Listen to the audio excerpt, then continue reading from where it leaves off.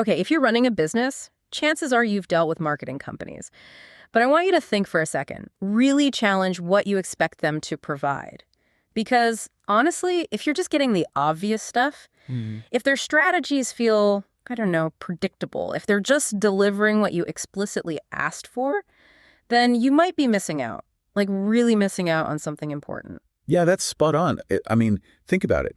You don't bring a marketing partner on board just so they can tell you what you already know, right? Right. The real value, the bit that actually changes things, that comes from a partner who finds the things you didn't see. Someone who pushes you a bit beyond where you are now and, crucially, keeps finding solutions because they're curious enough to look for them. And that word curiosity, that's exactly what we're diving into today. It's this, well, critical, often really undervalued element. It's the engine behind marketing that actually works. Absolutely. The engine. And we're basing this discussion on a, frankly, really insightful piece from Stella Pop. It's quite blunt, actually makes a very strong case for why curiosity is a non-negotiable. So our mission for this deep dive is pretty clear. We want to unpack why a lack of genuine curiosity leads straight to, well, marketing mediocrity. Yeah, that bland middle ground. Exactly. And then we want to shine a light on what the great firms, the ones driven by curiosity, actually do for their clients. Hopefully this will help you avoid just settling for less. Okay, so let's start with this mediocrity trap you mentioned. It's so common. It really is. The source material really calls it out. Too many agencies are just kind of coasting. On autopilot? Yeah, using the same old templates, tired playbooks, maybe throwing in a few buzzwords. Oh, the buzzwords, defo. Feels less like real strategic thinking and more like just, ticking boxes. And the result of that approach, it's depressingly predictable, isn't it? Yeah. Your brand starts looking and acting and feeling, well, just like everyone else. Right. And this is just like uninspired. It's a serious waste of resources. Right. If you're paying for that kind of marketing, you're basically funding your brand becoming invisible. Yeah. It doesn't give you any real edge, no differentiation. Invisibility, that's a really stark way to put it, but it feels right because if you are paying for that cookie cutter stuff, you're definitely not getting value that helps you stand out. Not at all. You're just, keeping up, not actually getting ahead. Exactly, treading water. And today, standing out isn't just nice to have, it's survival, basically. Absolutely crucial. Okay, so if that mediocrity is the trap, let's unpack this antidote. Curiosity. Why is it so fundamental? You called it the engine. Right. Well, the article has this fantastic comparison from The Wizard of Oz. It says a marketing company without curiosity is like the scarecrow needing a brain, or the Tin Man wanting a heart, or the lion searching for courage. It's not just a cute analogy. The point is, that firm is missing the one thing that makes it truly useful, truly effective, like alive. Ah, I get that. So it's not just a nice-to-have skill. No, it's foundational. It's core to why they even exist, purpose-wise. Okay, the soul of the operation, kind of. Yeah, you could see that. So if curiosity is this essential spark, what does it actually light up? What does it power inside a good marketing firm? Well, it fuels three really critical things. First, research. But research that goes way deeper than just scratching the surface with demographics. Okay, beyond just age and location. Way beyond. It's about understanding motivations, figuring out those unspoken needs, finding the emotional triggers, real depth. Second, it drives exploration, testing boundaries that, frankly, others are too timid to approach. Like trying new things. Exactly. Prototyping ideas, experimenting with different channels, different messages, and being willing to fail fast sometimes to find what really connects.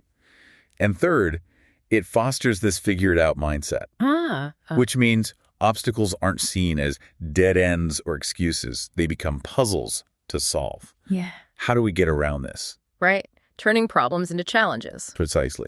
So without that curiosity spark, without those three elements, deep research, bold exploration, and that problem-solving attitude, a marketing firm is essentially just putting on a show.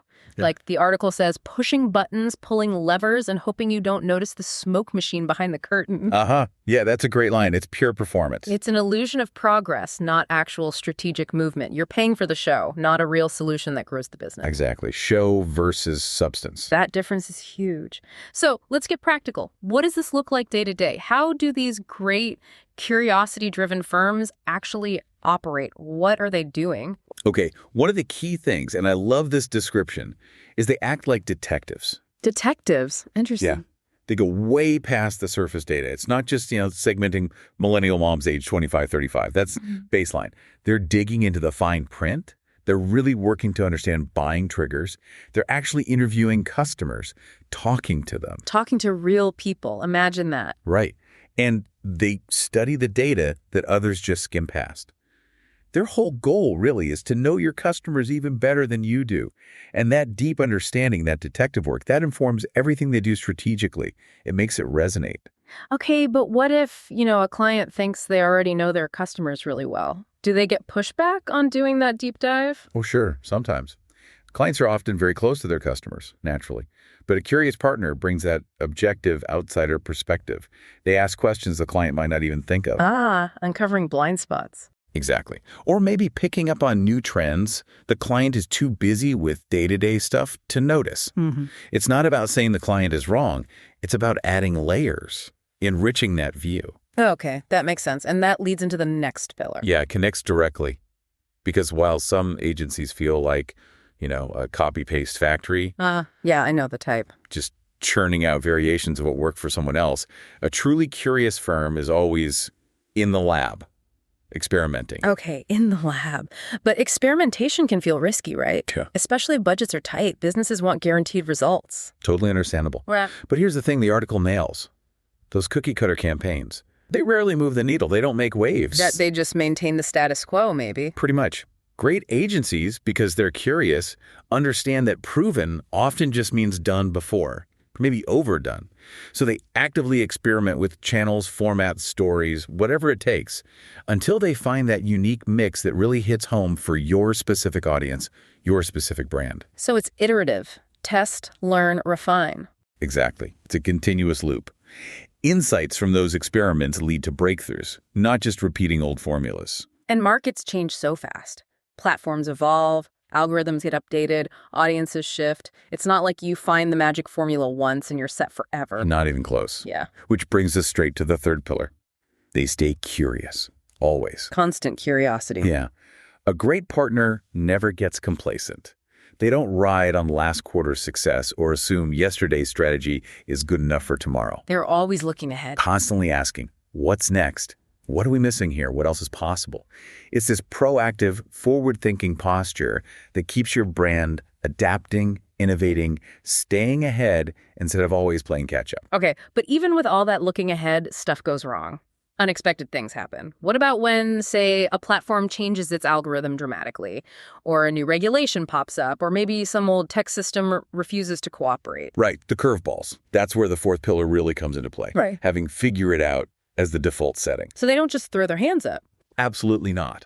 A real partner doesn't shrug and say, oh, that's too complicated, or, well, that wasn't in the original scope. They don't make excuses. What do they do instead? They roll up their sleeves. Yeah. They hack, test, reverse engineer, and solve the problem. Whether it's navigating that tricky algorithm shift, or a complex regulatory hurdle, or wrestling with a legacy system that won't cooperate, they tackle it with this relentless problem-solving energy. That sounds like the really hard work. It is the hard work. And it's that persistence, that commitment to figuring it out, that actually keeps brands moving forward, pushing past the roadblocks that would stop others cold. What's really striking is how this applies everywhere. It's not just for, flashy consumer brands doing creative campaigns. Not at all. This curiosity thing works in complex, maybe even kind of boring industries, too. Absolutely. And the source material gives great examples, like pharmacovigilance. Okay, that sounds technical. Drug safety monitoring. Yeah, exactly. Or government contracting. Highly complex, lots of red tape.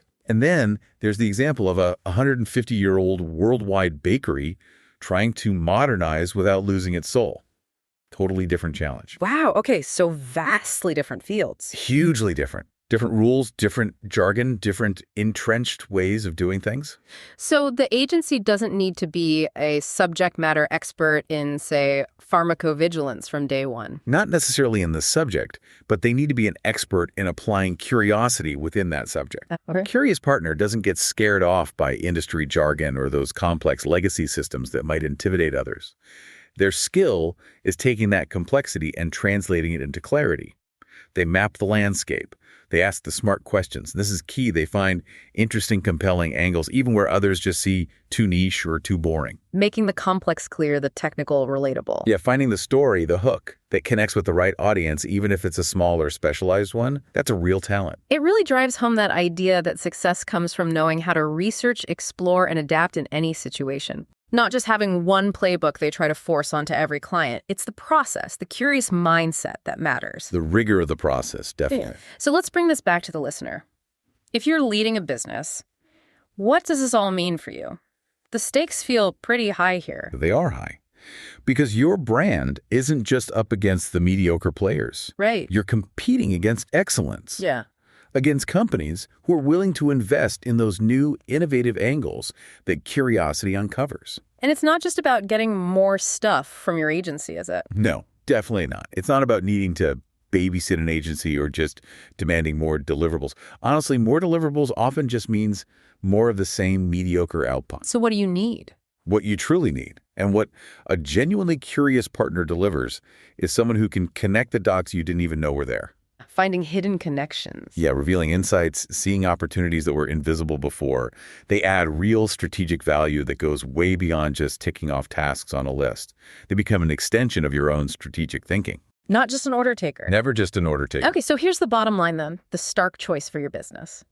If your marketing partner isn't consistently bringing you new research you hadn't seen, or showing you possibilities you hadn't considered, or finding solutions you didn't think were feasible, then let's be blunt, you don't really have a partner. Oof. You just have an expense line item, and the source puts it perfectly.